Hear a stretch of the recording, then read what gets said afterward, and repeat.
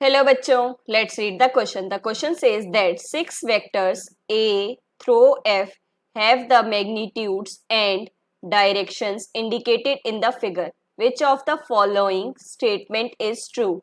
D plus C is equals to F, D plus C equals to F, D plus E equals to F and B plus E is equals to F.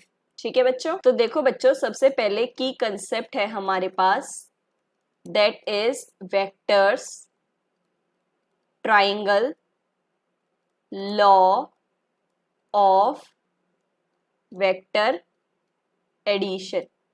ठीक है बच्चों, तो देखो बच्चों, सबसे पहले हम देखते हैं वेक्टर्स होता क्या है। Those quantities have magnitude as well as directions. ठीक है बच्चों, वो क्वांटिटीज जिसमें मैग्नीट्यूड भी होगा और डायरेक्शन भी होगी। For example displacement, velocity. ठीक है बच्चों, अब देखो बच्चों, अगर हम देखते हैं कोई मैन है जिसकी इनिशियल पोजीशन तो है ये ए पॉइंट। ठीक है बच्चों, अब वो आपके पास कुछ टाइम के बाद यहां पर पहुंच गया, ये उसकी फाइनल पोजीशन है। ठीक है बच्चों, let's say that will be point B. तो अब देखो, ये तो स्ट्रेट रास्ता है, बट अगर मान लो वो ऐसे पहले ए से सी गया, उसके बाद डी गया और उसके बाद वो बी पर गया। ठीक है बच्चों, तो अब डिस्प्लेसमेंट क्या होगा?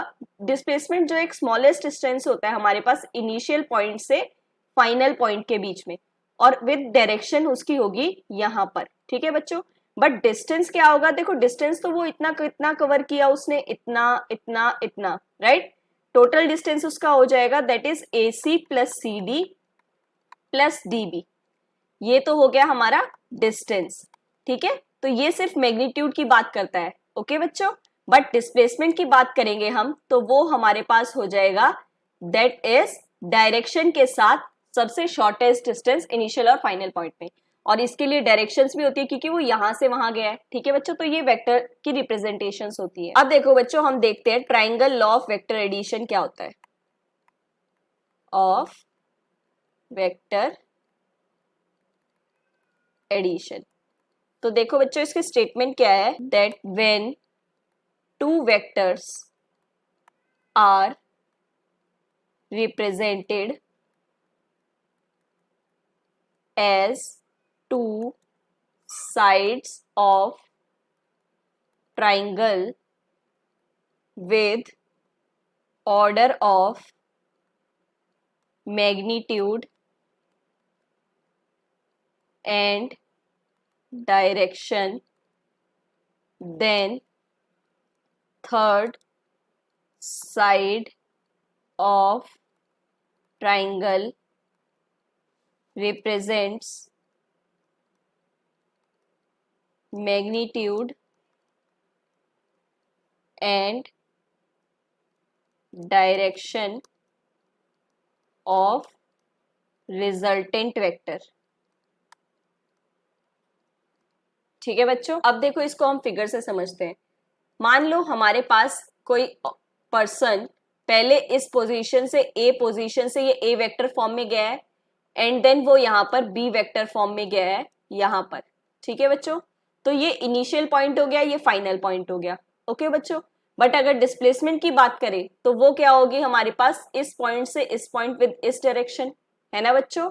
और यही हमारा क्या हो गया, रिजल्टेंट। इसको अगर हम नाम देते हैं सी, सो जो सी वेक्टर होगा हमारे पास that is equal to A plus B.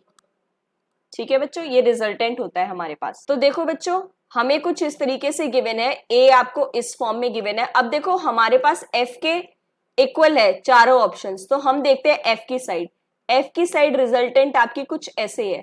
ठीक है बच्चों, तो इसका मतलब आपका कुछ इस डायरेक्शन में और इस डायरेक्शन में ऐसे कुछ आपका जाना चाहिए पर्सन, है ना बच्चों।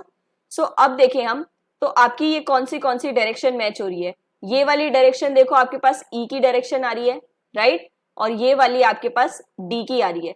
क्योंकि अगर देखो पर्सन ऐसे जाएगा तो वो ऐसे तो नहीं जाएगा, रिजल्टेंट नहीं मैच होगा, तो ये भी नहीं हो सकता, ये भी नहीं हो सकता और ये भी नहीं हो सकता। ए और सी तो देखो सेम ही है है ना बच्चों। सो होना चाहिए हमारे पास डी और E, hence the final answer is the C option. Hope you understand it well. Best of luck. Thank you.